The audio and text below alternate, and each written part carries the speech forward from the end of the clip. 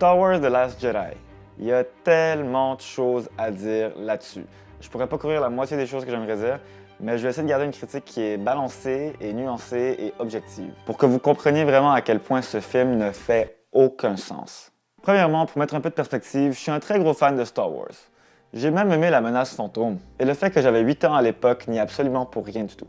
Je considère la trilogie originale comme étant up there, puis Attack of the Clone, j'en ai rien à battre.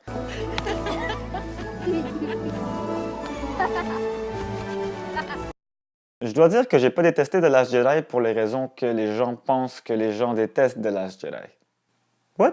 Si on s'en tient à l'histoire principale, c'est pas que j'ai pas aimé le chemin qu'ils ont pris nécessairement, mais c'est surtout que j'ai pas aimé la manière dont ils se sont pris. Léa qui utilise la force? Chill. Léa qui devient Mary Poppins? Pas chill. Take a look!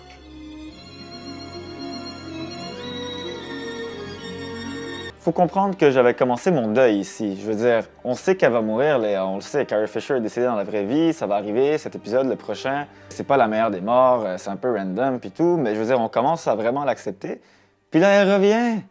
Elle revient, c'est un roller coaster d'émotions. Ensuite, ça me dérange pas que Rey, on apprenne que ses parents sont personne. Tu sais, c'est chill, c'est correct. Mais la manière de l'apprendre est vraiment mauvaise. Il n'y a aucun build-up, il n'y a rien du tout. C'est dry. Là. Mais peut-être que c'est pas la vérité. Peut-être que Snoke avait mis ça dans la tête de Kylo, tu sais. Un autre plot twist, peut-être. On sait pas, ils aiment ça, faire ça. Mais, je trouve qu'il y a encore un autre missed opportunity. Quand Kylo demande à Rey de régner sur la galaxie avec lui, j'ai eu mes premiers goosebumps du film. J'ai vraiment cru qu'elle allait faire le saut vers le dark side, ou du moins qu'il y avait une espèce de réelle union entre les deux. Que tout ce qui avait mené à cette scène, tout le build-up de son training, de Luke qui dit n'avoir jamais vu autant de dark dans quelqu'un depuis Kylo, de la connexion qu'ils ont, de la manière dont Kylo sympathise avec elle. Tous les éléments sont réunis pour le vrai plot twist du film, de la trilogie. Mais non, ils ont choisi le safe way, au seul endroit où ils auraient peut-être dû tenter quelque chose de vraiment inattendu. Parlant de Snoke, ça me dérange pas de pas savoir d'où il vient. Non, bien sûr que ça me dérange. Il vient d'où ce gars? Pourquoi est-ce qu'on n'a aucun backstory sur lui? Peut-être qu'on va le savoir dans le prochain épisode. Peut-être que si on se plaint assez, they're gonna do something about it. Parce que c'est ça qu'ils font d'habitude.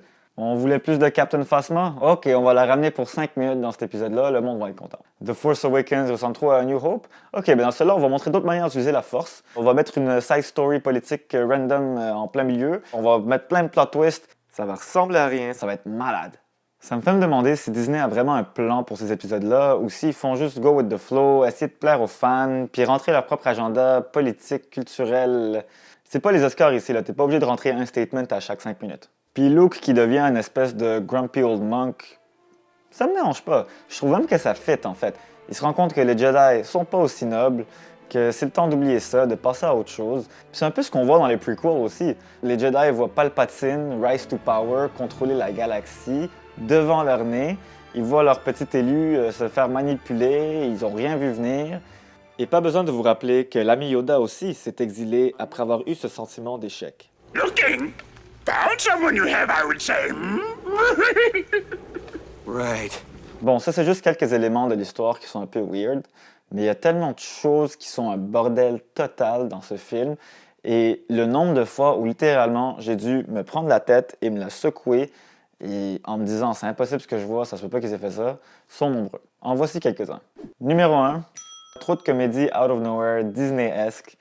Je veux dire, je peux accepter la plupart, je peux oublier ça, mais des trucs comme Hey Kylo, veux-tu mettre un chandail? Genre non, ça passe pas. Puis l'espèce de bat flip avec le lightsaber de Luke au début, là, je veux dire, tu fais ça devant une audience de fidèles de Star Wars, c'est comme si le pape il sortait au Vatican faire un speech, il prenait la Bible, puis il la shootait par la fenêtre. Numéro 2, la scène du casino. La mission pour trouver le Master Codebreaker. Un gars qui ressemble à Jean Dujardin, qui n'a pas rapport dans l'histoire, qu'on voit 3 secondes, qui dit une phrase. Pour vrai, c'était vraiment plus intéressant de suivre le Keymaker dans Matrix. My name is Neo. Yes, I'm the Keymaker.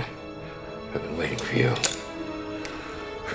Lui était badass. Don't get me wrong, c'est intéressant de voir quelque chose de différent dans la galaxie que nos héros qui combattent les ennemis, ok? C'est vrai. Mais quand tu te rends compte que ce plan ne sert absolument à rien, est actually bad pour la résistance, que ça aurait pu être évité si Admiral Holdo avait juste laissé savoir aux gens, incluant à Poe, c'était quoi le plan à la base, qui était basically un bon plan, mais qu'il fallait le savoir. Numéro 3, les messages éducationnels et politiques mal placés. Il y en a beaucoup. Je veux dire, je comprends que tu veux éduquer les enfants. Apparemment, tu fais ça à travers les Star Wars maintenant. Mais la scène qu'on vient de parler du casino avec Benicio del Toro, qui sert à faire un parallèle avec la vraie vie, comment les armes, c'est une business, puis comment le 1% ici représentait une espèce d'environnement de Monte Carlo, on sait pas trop quoi. Ils s'en foutent de ce qui est bien et de ce qui est mal. C'est too much. Les enfants, si vous voulez un meilleur film sur le 1% qui s'en fout du bien et du mal, je vous recommande fortement The Wolf of Wall Street. Either buys or fucking die! Et si vous voulez un meilleur film sur le deal d'armes, je recommande fortement Lord of War. The fuck is that? Ukraine. I was young, but I remember. Ok, peut-être qu'aucun de ces films devrait être montré à des enfants, mais... Et pour la partie où Rose sauve Finn... Si c'était pas de Luke qui vient sauver le monde, Rose aurait tout simplement mis à mort toute la résistance. Mais c'est pas grave, parce qu'elle l'a fait pour l'amour. Cause we gotta save the ones we love. That's how we win. Encore une fois, beau message, belle leçon pour les enfants Disney. Mais vous avez blow up un beau moment. Un des moments où j'ai eu le plus de goosebumps, j'étais prêt à voir Finn save the day. Quatrième et dernier point, le overacting. Je prends ici un exemple, encore une fois, un élément comique qui fait aucun sens. Le prank call entre Poe et General Hux au tout début du film. Deux acteurs qui ont vraiment vu des meilleurs rôles, soit dit en passant. Je recommande d'ailleurs fortement Ex Machina, qui met en vedette ces deux acteurs-là, Oscar Isaac et Domhnall Gleeson, ainsi qu'Alicia Vikander, qui offre une performance sublime, et qui prouve comment un bon scénario peut vraiment aider les acteurs à amener ça au prochain niveau. Just how do you feel? I feel that she's amazing. Mais il faut avouer que du overacting dans Star Wars s'est rendu un peu un classique, surtout depuis les prequels. What did you say? Oui, j'aurais pu parler aussi du dialogue qui est affreux, mais si tu regardes les autres, ils se classent plus ou moins bien en fait. Anakin, you're breaking my heart. Donc, je me rappelle que halfway through, j'essayais vraiment fort de pas l'haïr ce film. Et c'est pour ça qu'en fait, je l'ai pas aimé, je crois, parce que j'étais incapable d'ignorer toutes les petites niaiseries qui me dérangeaient, et ça m'a fait complètement overlook tout le good stuff. Et il y avait beaucoup de good stuff. Ok, il y avait un peu de good stuff. Parmi les choses que j'ai aimées, il y a Kylo Ren, qui a clairement step up son game, autant son rôle que l'acteur lui-même. Les scènes de connexion entre lui et Rey, je trouvais ça vraiment intéressant. Si tu oublies la partie du chandail, la mort de Snoke, le relief que j'ai senti quand Kylo l'a tué, nice. Bon, on n'a toujours aucun backstory sur le gars, aucune idée d'où il vient, mais nice. La réunion de Luke et Leia, c'était touchant. C'était court, c'était awkward, mais c'était touchant. Puis le dernier fight entre Kylo Ren et Luke Skywalker, est-ce que je peux dire fight en fait?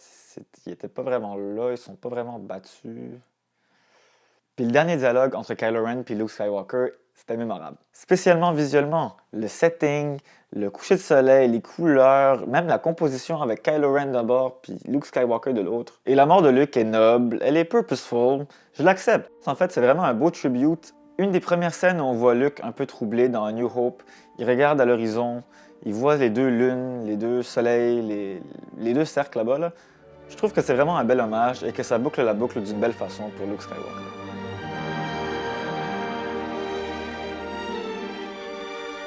La musique, encore du génie de la part de John Williams. En fait, le son en général était vraiment épique. Côté visuel et côté sonore, c'était vraiment un excellent Star Wars. En fait, la deuxième partie est vraiment bonne, si tu oublies l'interruption de Rose, mais la première est tellement mauvaise que c'est difficile d'apprécier ce film autant qu'on le voudrait. Le dernier point que je veux faire est que cette saga prend beaucoup de directions différentes. Et je blâme Disney ici. Obviously, ils essaient de squeeze autant de films qu'ils peuvent de cette franchise, et ça paraît. J'ai déjà dit que je doutais qu'ils avaient un réel plan pour ces films. Mais en fait, je pense que c'est parce qu'ils essaient d'en créer beaucoup trop, dans un temps beaucoup trop restreint, qui fait qu'ils ont des idées, ils prennent la première qu'ils ont, ils la modifient en essayant de plaire aux fans, de plaire aux enfants. Ça marche pas, c'est juste un bordel total. Je sais pas ce que j'attendais en fait. Peut-être que j'espérais une espèce de trilogie dark à la Dark Knight de Christopher Nolan, puis à la place, j'ai une série de Marvel. Peut-être que je suis juste plus le public cible. Peut-être que je fais partie des gens qui vont jamais aimer un autre Star Wars autant qu'ils ont aimé les originaux. Mais bon, je suis encore excité de voir les prochains. Pourquoi? Parce que je suis un idiot, un fou. Fool of a took. Et j'ai même pas touché aux aspects marketing de vente de jouets et de produits dérivés. Les Porgs, ils servent à quoi les Porgs? Je veux dire, à vendre des jouets. Et on ramène Captain Phasma pour 5 minutes pour se battre contre Finn. On s'en fout, c'est pour vendre plus de petites figurines. Au final, je pense que je préférais les spin-offs aux épisodes. Je veux dire, tout comme j'ai préféré Rogue One. Peut-être parce qu'ils ont plus de liberté, ou plutôt parce qu'ils sont plus structurés. Je veux dire, on sait où ça commence, on sait où ça finit. They can't mess it up too much. D'ailleurs, si vous voulez une opinion là-dessus, j'ai comparé Force Awakens et Rogue One il y a quelques mois. C'est un petit blog post que j'ai écrit. Je vais mettre le link dans la description. J'ai toujours voulu faire ça. Je vais mettre le link dans la description. Le link dans la description. Donc, au final, est-ce que j'ai été diverti? Oui. Est-ce que c'est un bon Star Wars? Je suis pas sûr. Est-ce que c'est un bon film? Clairement pas. Est-ce que mon opinion de Disney a changé après avoir vu ce film? You're goddamn right. Je vous laisse avec une dernière recommandation. Si vous voulez un meilleur film qui a été réalisé par Rian Johnson, le réalisateur de Last Jedi, je vous conseille Looper. C'est un film de science-fiction avec Bruce Willis et Joseph Gordon-Levitt. Un mix de Terminator et le nouveau Blade Runner, si vous voulez, mais qui reste assez original et très satisfaisant. The only rule is never let your target escape, even if your target is you. Et voilà, c'était mon opinion sur le dernier Jedi. Stay tuned pour une prochaine review sous peu, et d'ici là... May the Force be with you.